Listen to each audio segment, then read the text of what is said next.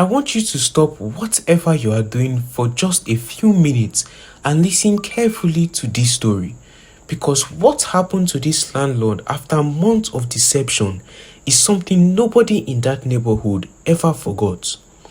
At first, everyone believed he was one of the kindest men they had ever met.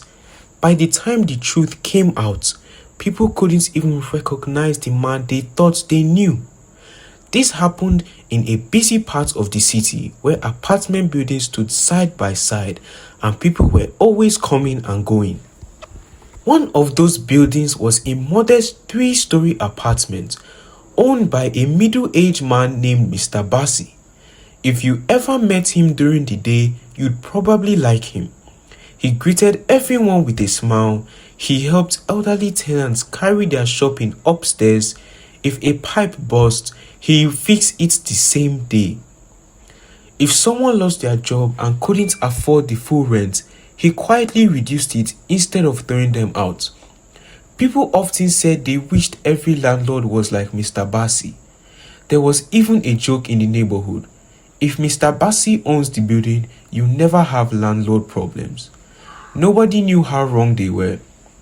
One thing never seemed unusual to anyone was the fact that every single tenant in the building was a woman. Some thought it was just coincidence. Others believed women simply preferred renting there because the apartments were clean, affordable, and well maintained. Nobody questioned it. After all, why would they? Every evening, once the tenants had gone inside and the compound became quiet, Mr. Bassi followed the same routine. He locked the front gates, switched off most of the corridor lights, wished anyone still outside a good night, then disappeared into his office on the ground floor. At least, that's what everyone believed.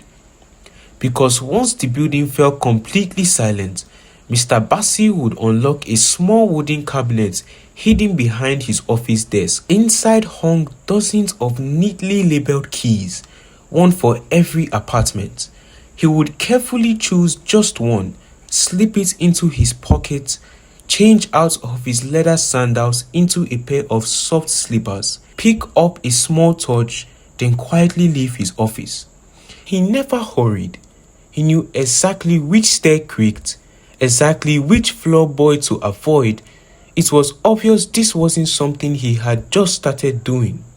One Monday afternoon, a taxi stopped outside the apartment building. The driver climbed out and placed 3 suitcases on the pavement. A young woman stepped out a moment later. Her name was Zara. She had just moved to the city after accepting a new job. She didn't know anyone there. She simply wanted somewhere affordable, safe, and close to work. Mr. Bassi walked over with his usual warm smile. "You must be Zara," he said. "Welcome. Let me help you with your bags." As they walked upstairs, several tenants leaned over the balconies to greet her. "You're going to love it here," one woman called. "Our landlord is the nicest man you ever meet." Another laughed. "And you'll never find rent this cheap anywhere else." Zara smiled politely and thanked them. Everyone seemed genuinely happy. Everyone except Zara. She couldn't explain it. Mr. Bassi had been nothing but kind. He hadn't said anything strange. He hadn't acted suspiciously. But something about him made her uneasy. It wasn't what he said.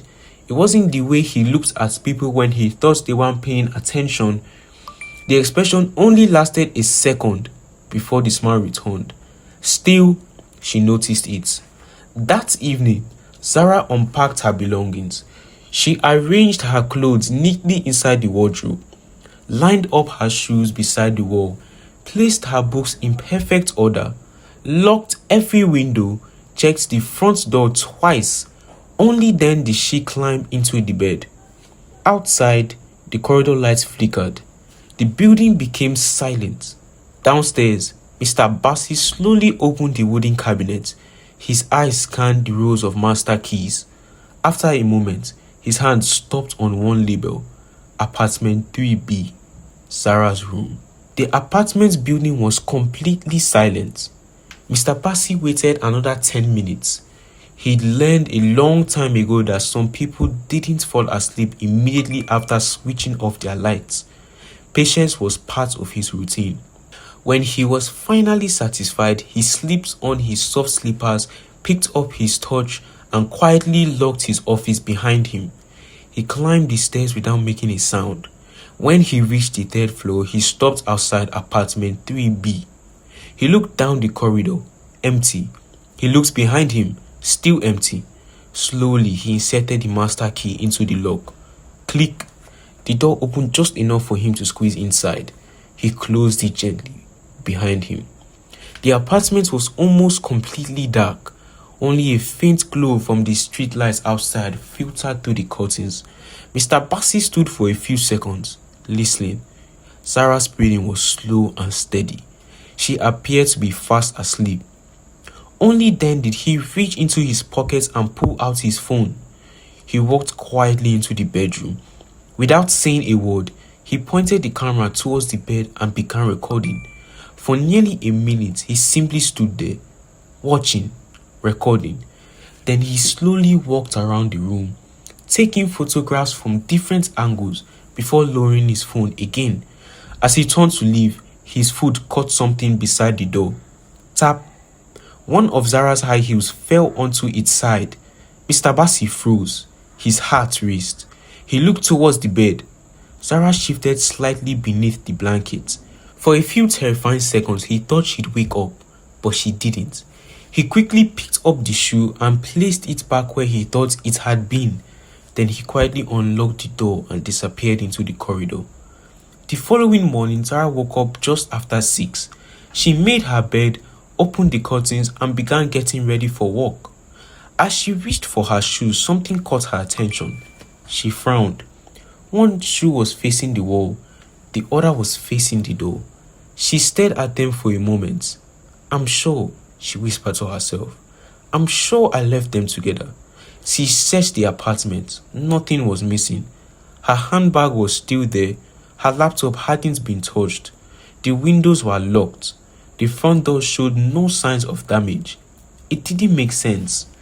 Later that afternoon, while returning from work, she casually mentioned it to 2 of the other tenants. "I think someone entered my apartment last night." The women looked at each other before laughing softly. "How could someone get in?" one asked. "The doors stay locked. Maybe you were just tired after moving." Another smiled. "Trust me, you're safe here. Our landlord would never allow anything to happen to us." Sarah forced a smile. "I guess you're right." But deep down, she knew something wasn't adding up. That evening, she couldn't stop thinking about the shoes. The more she thought about it, the less it felt like a coincidence. Then an idea came to her. She picked up her phone. If someone had entered once, there was every chance they'd do it again. She placed the phone on a bookshelf facing the bed, hiding it behind a small decorative plant. From the doorway, it was almost impossible to notice. She connected it to a charger, switched on the camera to record, and turned the screen brightness all the way down. Then she climbed into the bed as though nothing had changed. Hours passed. The apartment building slowly became quiet once again. Downstairs, Mr. Passy opened the wooden cabinet. His eyes moved across the row of keys. Without hesitation, he picked up the one labeled 3B. A small smile appeared on his face. He slipped the key into his pocket, picked up his torch, locked his office, and began walking towards the stairs. A few minutes later, he was standing outside Zara's apartment once again. He checked both ends of the corridor, not a soul in sight. Satisfied, he quickly unlocked the door, completely unaware that someone inside the room was about to catch him in the act. The next morning, Sarah reached for her phone before she even got out of bed. She took a deep breath and opened the recording. For the first few hours, nothing happened. The room stayed exactly as she left it. She dragged the timeline forward. 1:30 a.m., nothing. 2:05 a.m., nothing. Still nothing. Then, 2:18 a.m., the bedroom door slowly opened. Sarah felt a knot form inside her stomach. A man quietly stepped inside. There was no doubt who it was. Mr. Bassi. He gently closed the door behind him before slowly walking towards the bed. He looked at Zara for a few seconds, then reached into his pocket and pulled out his phone.